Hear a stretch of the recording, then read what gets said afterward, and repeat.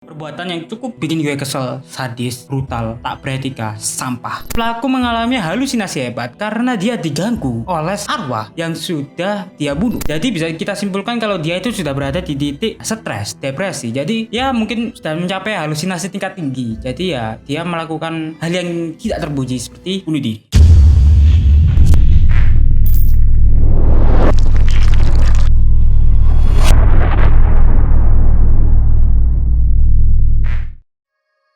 Halo semuanya, selamat datang tinggal bersama saya Rofli di konten cerita horor. Di konten kali ini aku akan ngebawain cerita horor lagi, yang dimana aku kali ini akan ngebawain cerita tentang arwah kasus pembunuhan yang menghantui para pembunuhnya. Wah, gimana tuh ceritanya? Daripada kebanyakan ngomong lagi, langsung aja kita mulai ke cerita yang pertama.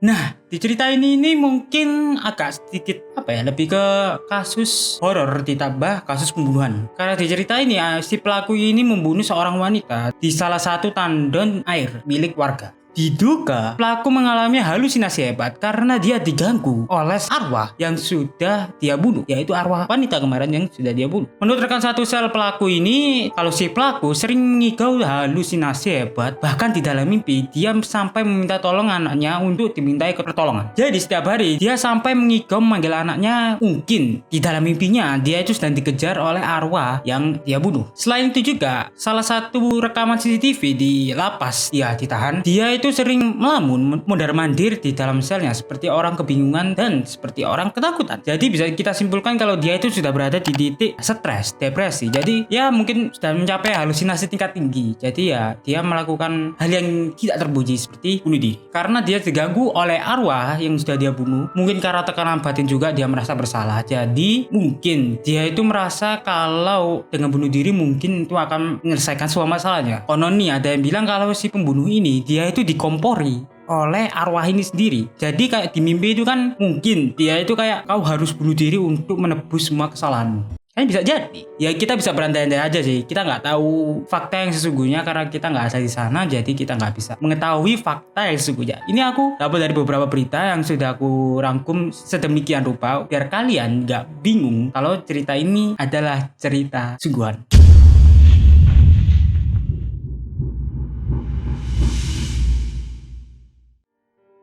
Oke, di cerita kedua ini mungkin jatuhnya kayak sedikit tahayul dan lebih ke pembunuhan. Jadi kita mulai aja ya. Cerita ini berada di latar di suatu negara tetangga kita, yaitu negara Malaysia. Kisah ini terjadi pada 29 November tahun 2012. Di kasus ini adalah kasus pembunuhan sekaligus pemerkosaan yang dilakukan oleh pria dan wanita. Namun yang diperkosa itu satu dan itu gagal. Nah, polisi ini tak kunjung menemukan titik terang dari sebuah permasalahan ini. Hingga di satu titik si bapak dari anak tiga ini yang tadi aku ceritain kan, itu bermimpi yaitu kalau si anak ini meminta pertolongan dengan menyebutkan nama Ehsan. Ehsan yang ini cukup brengsek dan kurang ajar sih. Sejujurnya aku juga baca ini dan harus aku ceritain ke kalian. Nah, si anak ini kan menyebutkan nama Ehsan berkali-kali setiap mimpi si bapak ini. Nah, bapak ini pun kan curiga dong. Loh, kok mimpinya sama terus dengan kata nama yang sama pula. Nah, akhirnya si bapak ini pun berkonsultasi dengan si istrinya, bertanya, kok aku dapat mimpi anak kita cuma menyebutkan nama Ehsan, ada apa ini? Dan si ibu pun merekomendasikan kalau mimpi ini harus diberitahu polisi. Dan tak selang berapa lama pasangan ini pun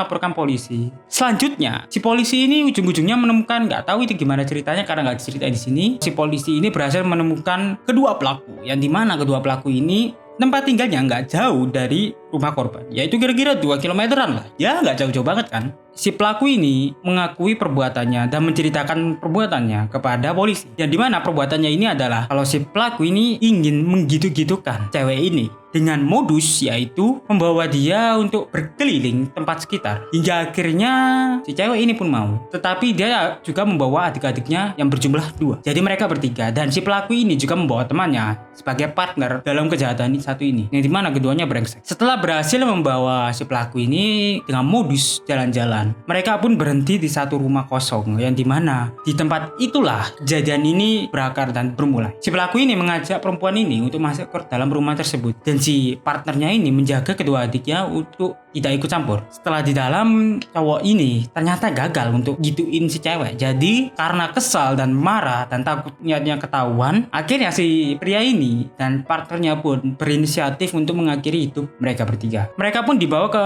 sawah yang tak jauh dari tempat tersebut, yang dimana sawah itu kayak ada sebuah aliran, entah telaga entah aliran, itu pokoknya dimana ada air di sana. Dan mereka pun didorong dan mereka bertiga pun akhirnya tenggelam. Tak selang berapa lama mereka pun akhirnya ditemukan oleh warga setempat. Nah di sana si warga ini melihat kalau ada si cewek nyaris telanjang bulat. Dan tak selang berapa lama setelah penemuan si kakak ini, tepatnya keesokan harinya si adik pun berhasil ditemukan dalam keadaan mengambang juga dengan jarak kira-kira 100 meteran. Yang dimana cukup jauh juga, 100 meter bro, dari titik si kakak ini ditemukan. Karena perbuatan pelaku ini, akhirnya si pelaku pun dijatuhi hukuman yang cukup setimpal dengan perbuatan yang cukup bikin gue kesel, sadis, brutal, tak beretika, sampah.